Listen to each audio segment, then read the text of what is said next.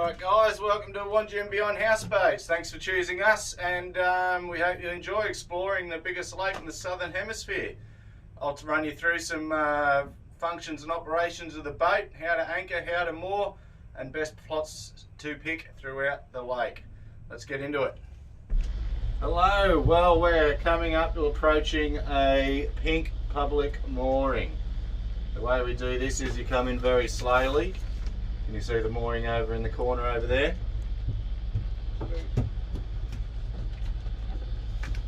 And the way we do this is we bring it around the back end and we drive into the wind. That way the wind will be pushing us back and it will help us stop the boat. So we'll come around the back of this mooring here. Coming in very slowly because it takes a long time to slow 20 tonnes down. Alright, so here we are, we've got the boat coming around now. We're going to slow up a bit more. I hope you can see the mooring in the distance up there. Now I've got the boat going into the wind, so the wind's pushing back on me to help slow the boat down. Always drive into the wind. Okay, pull it up, put it in neutral. The second person should already be out here. Take the stick off the roof, pick the rope up. Stick it over the fleet, stick down, back the boat up a bit, so we don't hit the mooring, we don't want to bang the mooring into the bottom of the boat.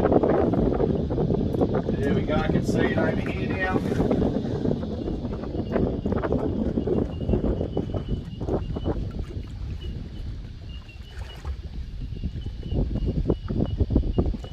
And we're on the mooring. Hello everyone again, this time we're going to anchor. So once again we're going to drive the boat into the wind, so the wind will help us slow down. We'll back up on the throttles and we'll wait for the boat to come to a stop. We can't anchor and drive over our anchor, we've got to be rolling backwards.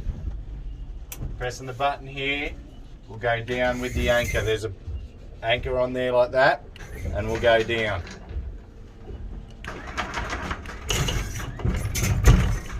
There we go. Alright. Always make sure you've got plenty of space. You've got about 30 metres of chain to let out. So that means the boat can swing in a 30 metre direction. So if there's other boats anchored or moored around you, you've got to make sure that you won't swing if the wind changes and hit another boat. So we'll continue to let the chain out until we see a white strip. Okay, there we go, there's the white and red strip. So then we wait. And the anchor should bite in. And that'll turn the boat, so currently it's biting. And now the boat will swing back into the wind. And then just for a little bit more protection, we'll put the boats in reverse. Just like that, just lightly. And that'll really dig the boat in. Really dig the anchor into the ground.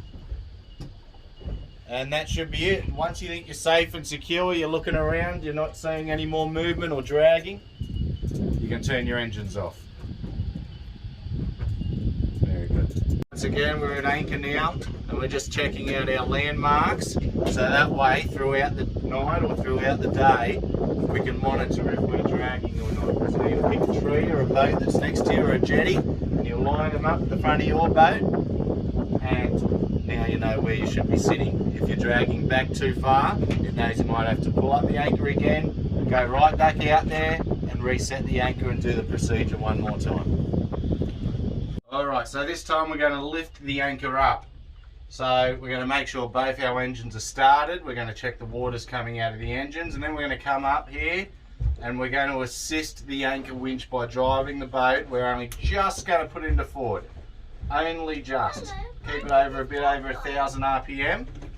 And then we're going to come out here. The second person will help you. And we'll undo this. what that does is it allows us to see the anchor chain sliding down the hull. We don't want it to get caught down there. So someone will just be monitoring that. So while this is happening, we will have a second person outside here monitoring the chain going down the slide, which you'll see through the hole when you have a look. And also the second person will also let the skipper know when they see the anchor, because we've got to start slowing down and bringing it up slowly then. So if the chain ever gets caught, we just stick our hand out there and just help it slide down a bit, but only when we stop pulling. Always try and straighten in front of the boat as best you can as well, so that's what I'm doing now, straightening up the boat. And then I'll start pulling it in.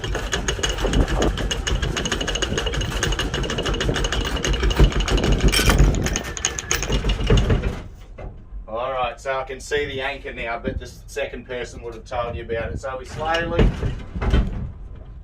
bring this in, just like that, make sure it's set okay. Screw our lid back on, so no one falls down the hole.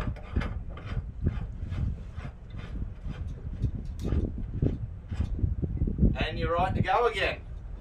When you're pulling your anchor and the wind's pushing you back, always monitor behind you too. You don't want to hit anyone behind you.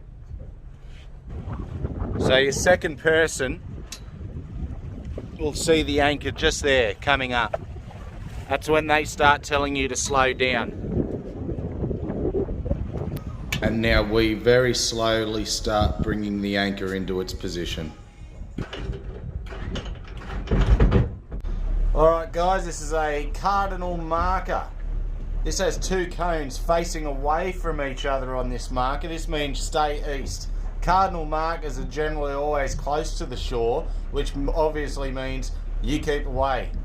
You keep away from the shore. It gets very shallow. So I'll just zoom out a little bit here. So we're going to keep right out deep. You will see other buoys in the water, just like this green one that I'm coming to now. These are just sailing buoys. Keep away from them. That's only for yachts to go around and stuff like that when they're racing. Also, if you do see a regatta or little skiffs or little sailboats, just try and keep right out of their way. Pick the direction they're going in, and you get, you give way to them basically. Sails always got right of way over motors. If you see any bottles floating in the lake, they're generally crab pots. Ask you to keep right away from the crab pots, just because you don't know how much rope they've got attached to them. So if you pick up their rope and wrap around your engines, you're going to be in a bit of strife. So keep away from floating bottles. These are your cardinal markers that will be around the lake. Basically, they're always close to shore, so keep right away from them. Even if they are out deep, whatever the closest shoreline is, keep away from them. But here's the sticker on board of all boats. So familiarise yourself with all these markers, especially danger buoys. That means you stay 30 metres away from all. They've normally got 2 circles on top. And yeah, you should be safe and sound. Alright, we want to stay 30 metres away from all boats at all times when travelling.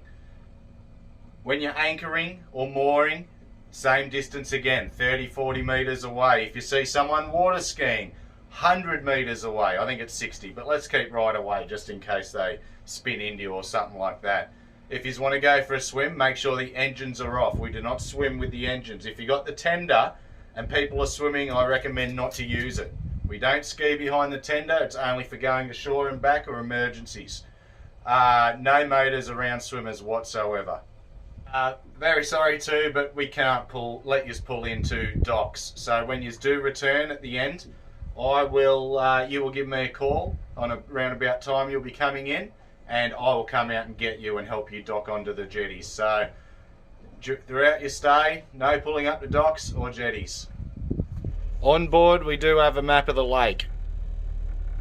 The red dots are displaying where the moorings are and how many. And the red markers, like the stripes here, they're showing us where we can't go because it's too shallow for the boats to come in. The only marker that's going to come out of nowhere that's not going to be sure of is this one just here. So we're starting here. You could go around Wangi Point and want to come into Pool Bar Island, which is very nice here, nice reserve. But there is a buoy hanging out. This stretch here is a couple of 100 metres, so there's plenty of room. It might look small on the map, but there's lots of room. But we just want to steer clear of this buoy. So let's keep east of this as we come around, keep away from all this mud and sand. Alright guys, we're up on the top deck. I'm going to ask that you do not cross over and the rails and walk on the solar panels or on the front roof up here.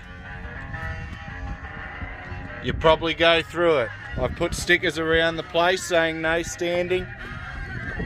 We have put these gauges on all the gas bottles on the boat. So I'm currently at the back on the barbecue. So what will happen is I'll turn the barbecue on and it will think, oh, there's no gas in it. But what you got to do is you got to push down on the gauge. Now it's showing full. That releases the gas to allow it to go through the lines. If you don't push down on the gauge, you won't get gas flow. So just remember that one. Turn the barbecue gas off every time you finish with it too, just to prevent leaks. Oh well, thanks for watching my little video. I hope I did okay. I've never done this before, so this is weird stuff. But anyway, please stay safe. Keep away from other boats. Look after yourselves and your people. If you're on anchor, please don't drink. We need someone to stay sober in case the wind suddenly changes, but we'll keep you informed throughout your trip. On mooring, drink responsibly. But other than that, kids, I recommend that they wear life jackets at all times. We've supplied keys for the back door, so while you're underway, we can lock up and no kids are going to go outside, so then you know where they are all the time. Alright, lastly guys, we recommend mooring over anchoring. It's a lot safer to moor somewhere. So if there's only about 30 moorings around the lake, so we recommend that you find a mooring early in a nice calm spot, and that way your stay will be a lot more enjoyable and easier. If you don't know where to go, depending on the wind, just give us a call. We're more than happy to direct you into a nice calm moored area. Also, for the nose, we can't have any driving at night time, no driving at night time, no driving under the influence of alcohol or any other substance, and no docking onto docks, jetties, or tying up next to other boats during night stays or any stays. Alright, we hope you enjoy your stay, and thanks for choosing Wangi and Beyond, and have fun exploring the biggest lake in the southern hemisphere. Thanks guys.